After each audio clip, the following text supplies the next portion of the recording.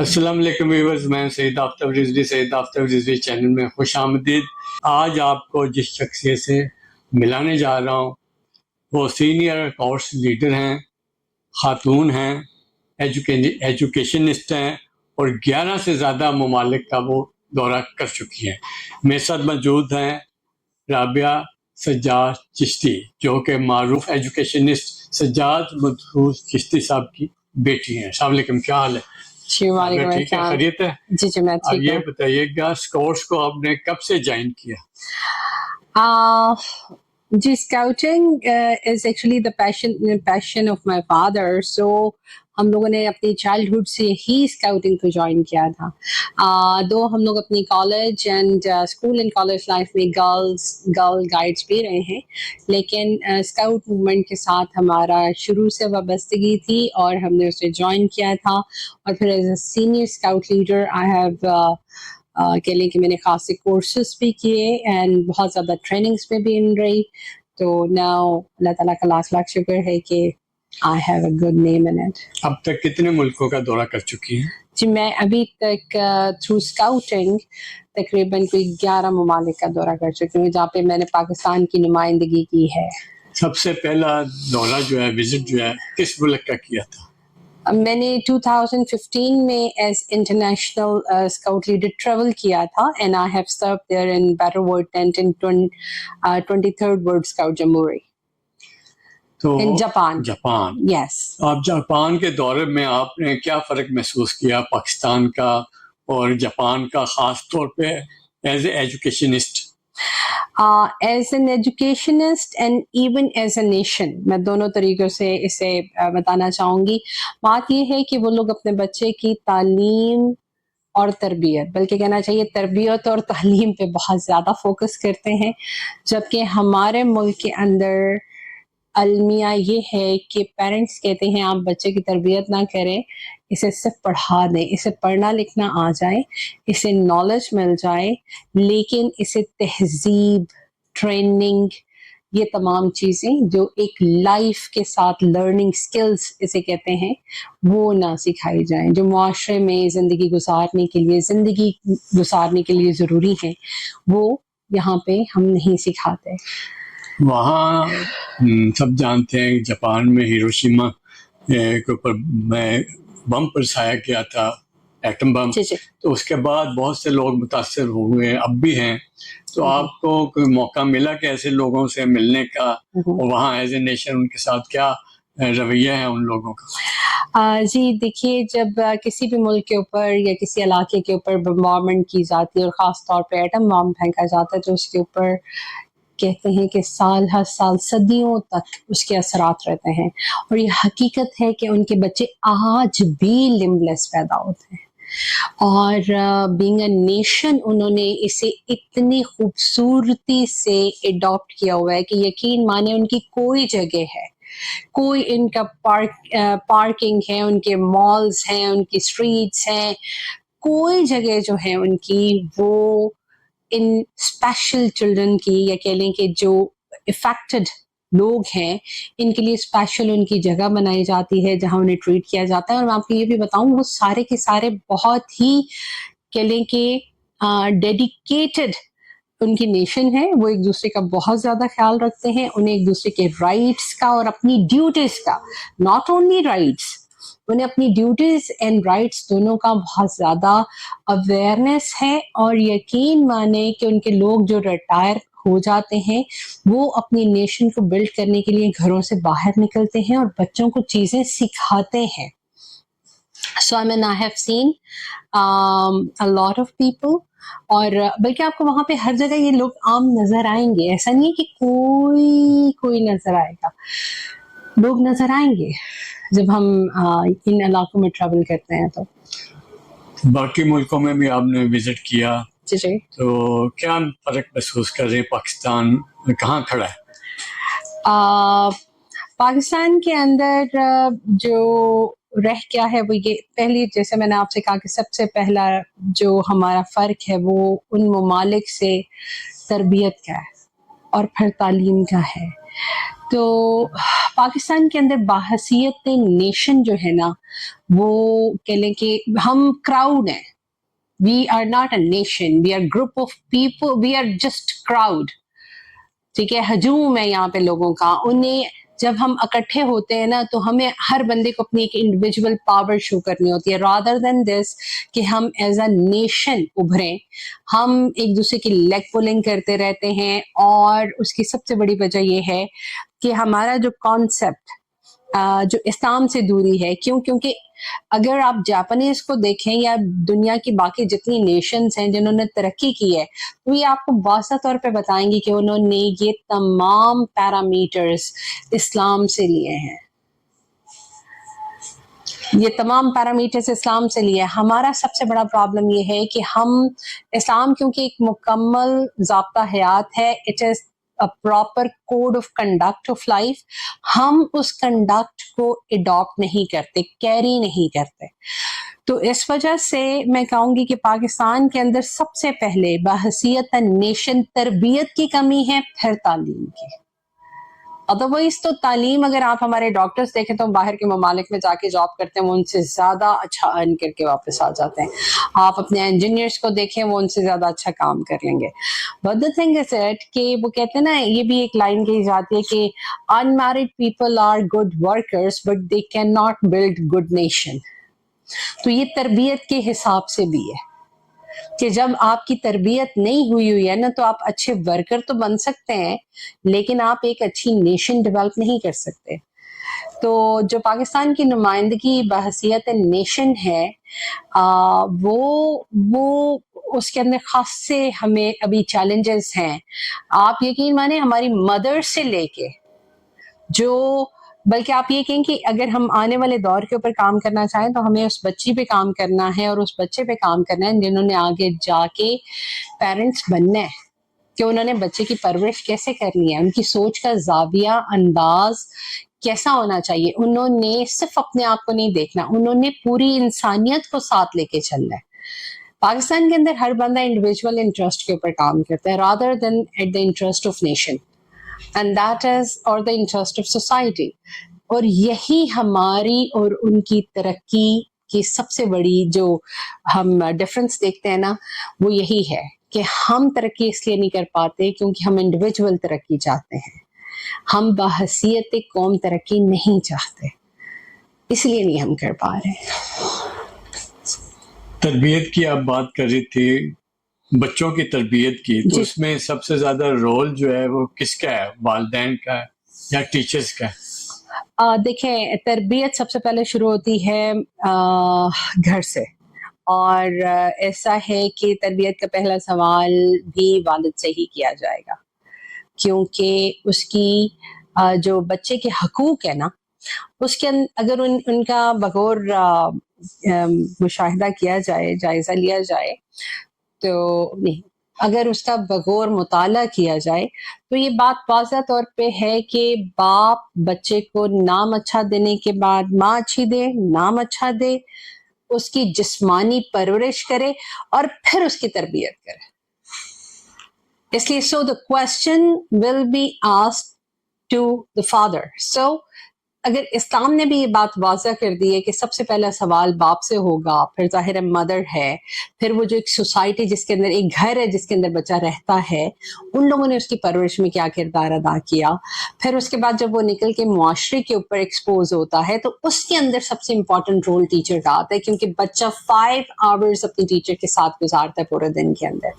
So after parents, teachers are the most responsible person जो तरबियत के अंदर अच्छा रोल अदा कर सकते हैं. As a Khatoon scouts, leader. आप लीडर, आप बताइएगा कि क्या आपके जो काम है, जो आपके जिम्मे हैं यहाँ पाकिस्तान में? देखिए, इसके अंदर हमें स्काउट्स एक्टिविटीज करवानी होती हैं जो तमाम के तमाम एक कह लें कि इंसान को अच्छा सिटीजन बनने के लिए ज़रूरी हैं. और उसके अलावा ये है कि वो तमाम एक्टिविटीज़ जिसमें आप कह लें कि आजकल तो UN के SDGs भी आते हैं, उसके अलावा ये है कि मुख्तलिफ ट्रेनिंग्स होती हैं जिसके अंदर स्काउट्स को ही, सीनियर स्काउट लीडर्स को या स्काउट लीडर्स को हम ट्रेन करते हैं ताकि वो अपने अपने इलाके के अंदर जाएं और बच्चों के अंदर इस तरह की एक्टिविटीज़ करवा सकें ताकि वो अच्छे शहरी बन सकें. Scout movement is one of the best movement across the world. इसके अंदर सबसे ज्यादा यूथ है और इसी के अंदर ही आप देखेंगे जो स्काउट मूवमेंट के अंदर सबसे मजेदार बात यह है कि स्काउट से स्काउट्स को सर्व करता है और इसके अंदर सबसे ज्यादा जो फोकस है ना वो यूथ के ऊपर किया जाता है और उन्हें हर तरीके की एक्टिविटी करवाई जाती है. एजुकेशनल एक्टिविटीज हैं, साइंटिफिक हैं, एक्स्ट्रा करिकुलम है, करिकुलर एक्टिविटीज हैं, then we have adventure, we have I mean आप कोई एक नाम दुनिया पर लें जो कह लें कि तरक्की याफ्ता ममालिक में बच्चों को करवाई जाती हैं एक्टिविटीज, वो तमाम की तमाम एक्टिविटीज इसके अंदर हैं. एजुकेशन की बात की जाए, पाकिस्तान की अगर बात करें तो गवर्नमेंट स्कूलों में अब हम जानते हैं कि पहले दौर में जब हम पढ़ा करते थे उसकी डिग्री को डिग्री माना जाता था, उसके सर्टिफिकेट को सर्टिफिकेट माना जाता था और दाखिले के लिए तको दो करनी पड़ती थी गवर्नमेंट स्कूलों में, जबकि प्राइवेट सेक्टर जो है उल्ट उसका नतीजा था कि वहाँ जाना कोई नहीं पसंद करता था. ये फ़र्क क्यों आया? देखें इसमें मुझे अगर हम पीछे तक जाएं सबसे बड़ी बात ये लगती है कि एक तो प्राइवेट सेक्टर ने अपना कह लें कि अपने आप को, अपनी परफॉर्मेंस को, चीज़ों को बढ़ाया है और इसी मामले में देखा जाए तो ऑफ कोर्स उसी दौर में जिस दौर में प्राइवेट स्कूल ने फ्लरिश किया है उस दौर के अंदर गवर्नमेंट स्कूल्स की परफॉर्मेंस कंपैरेटिवली नीचे गई है, जिसकी वजह से लोगों ने प्राइवेट स्कूल्स को प्रेफरेंस देनी शुरू कर दी है. लेकिन अगर ये देखा जाए कि गवर्नमेंट की जो टीचर्स हैं उनकी ट्रेनिंग्स भी हमसे ज़्यादा होती हैं, हर लम्हा दे आर ऑन ट्रेनिंग्स. उनकी एजुकेशन भी एक बड़ा स्पेसिफिक क्राइटेरिया है जो जिसके थ्रू वो कह लें कि टीचर को हायर करते हैं, फिर वो ट्रेनिंग उन्हें देते हैं, फिर उनकी तनख्वाहें बहुत अच्छी हैं. One of the main reason of flourishing of कह लें कि प्राइवेट स्कूल इज दिस कि वहाँ पे तादाद मेंटेन्ड है, whereas गवर्नमेंट स्कूल्स के अंदर तादाद मेंटेन नहीं है. मतलब अगर प्रीयर 1 के अंदर या जैसे हम आप कहते हैं प्ले ग्रुप या नर्सरी के अंदर आपने 40 बच्चे बिठाए हुए हैं तो इट्स नॉट प्रैक्टिकल. उसके एक एक बच्चे के ऊपर आपने काम करना है. हाँ, आप एमए की क्लास के अंदर 40 बच्चे इसलिए बिठा सकते हैं कि उन सब ने इंडिविजुअली अपने तौर पे काम करना है. They are all adults. उनकी इतने ये कह लें कि 14 साल की एजुकेशन पूरी हो चुकी है और उन्होंने अब सेल्फ कह लें कि स्टडी से एंड सेकेंडली टीचर की हेल्प के ही साथ बेशक गाइडेंस उन्हें भी जरूरत होती है लेकिन उन्हें खुद मेहनत की ज्यादा जरूरत होती है, जबकि जो छोटे बच्चे होते हैं उन्हें हर लम्हा गाइडेंस की, फैसिलिटेशन की जरूरत होती है. इसकी सबसे बड़ी वजह ये है. प्राइवेट सेक्टर के अंदर जरा तादाद का ध्यान रखा जाता है, whereas government sectors is not. Last आपने विजिट जो है कहाँ का किया और कुछ सोशल मीडिया में एक्टिविटीज़ जो हैं वो आपके बारे में कही गई कि आपने वहाँ वीज़ा एक्सटेंड हो गया, उसके बाद आप स्किप कर गई, ये अफवाहें चल रही थी सोशल मीडिया पे. जी तो आप क्या कहना चाहेंगे इसके बारे में? जी मेरा, चले मैं आपको थोड़ी सी स्टोरी बताती हूँ. ऐसे कि यूएस मेरा लास्ट विजिट जो था पाकिस्तान से बाहर वो थोड़ा सा लंबा था. ऐसे कि मैंने 30 मार्च को पाकिस्तान छोड़ा, 30 मार्च 2023 को, and I came back on 8 नवंबर 6 नवंबर 2023. उसके अंदर ये था कि सबसे पहले मैं यहाँ से दुबई गई. I stayed 1 month with my family. Then फिर मैं यूएसए चली गई. यूएसए में I stayed for 5 months and 10 days, जबकि मेरे पास अभी वीज़ा था वहाँ का, मतलब ये कि स्टे था. لیکن میں نے وہاں سے میں جلدی نکل آئی. کیوں؟ کیونکہ واپسی پہ مجھے دوبارہ دبئی رکنا تھا. پھر I had a family and secondly میرا اسکاؤٹنگ کا ایک اور ٹور تھا جو آذربائیجان کا تھا. میں وہاں گئی, پھر واپس دبئی گئی, and then I came back to Pakistan. جب میں یو ایس اے میں تھی تو یہ بات یہاں پہ بڑی وہ جو سمندر کہتے ہیں کہ سوشل میڈیا پہ میں نے بھی سنا, ایک دو ریکارڈنگ سنی کہ میں وہاں پہ اسکپ ہو گئی ہوں اور میرے خلاف کاروائی کی جائے. پہلی بات تو یہ کہ جنہوں نے یہ چڑھائی ہے نا ویڈیو, جنہوں نے یہ کلیم کیا ہے, ایکچولی ان کا اپنا بیٹا 2019 میں وہاں پہ یو ایس اے میں اسکپ ہو گیا تھا اور اس کے بعد سے وہ کبھی واپس نہیں آیا. تھنگ از دیٹ کہ اسے ویزا ملا تھا 1 انٹری کا فار 3 months, جبکہ مجھے ویزا ملا تھا ملٹیپل انٹریز کا فار 5 years. تو یہ دیکھیں, یہ چیزیں آپ کی ریپوٹیشن, آپ کی ٹریول ہسٹری, آپ کے کام, ان تمام چیزوں کی وجہ سے ملتی ہے. اور ہاں مجھے یہ بھی یاد ہے کہ انہوں نے تو خود بھی اپلائی کیا تھا اور ان کا ویزا ریجیکٹ ہو گیا تھا. ان کا ویزا ریجیکٹ ہو گیا تھا اور اس کی ایک ریزن یہ بھی تھی کہ ان کی کرمنل ہسٹری نکلتی تھی ایک حساب سے. بیکاز کرمنل ہسٹری یہ نہیں کہ پتہ نہیں کیسا انہوں نے کرائم کیا تھا, لیکن یہ جیل میں رہے تھے تھوڑا عرصہ, جس کی وجہ سے یو ایس گورنمنٹ وہ کہہ لیں کہ اس نے کونسلر نے ویزا نہیں دیا تھا. ایلیگیشن لگ گئی تھی ان کی کہ انہیں ویزا نہیں مل سکتا. تو دیٹ از اٹ. دیکھیں, فیملی لیگیسی پہ بات کرنا کسی کی آسان تو بہت ہوتا ہے, لیکن I am a strong woman, مجھے ان کے بولنے سے فرق تو کوئی نہیں پڑتا, لیکن I won't let it go کہ میں اسے ٹھیک ہے جانے دوں. ابھی تک اس کے اوپر میں نے کوئی ایکشن نہیں لیا, and that is just because of my father. He is a kind hearted main.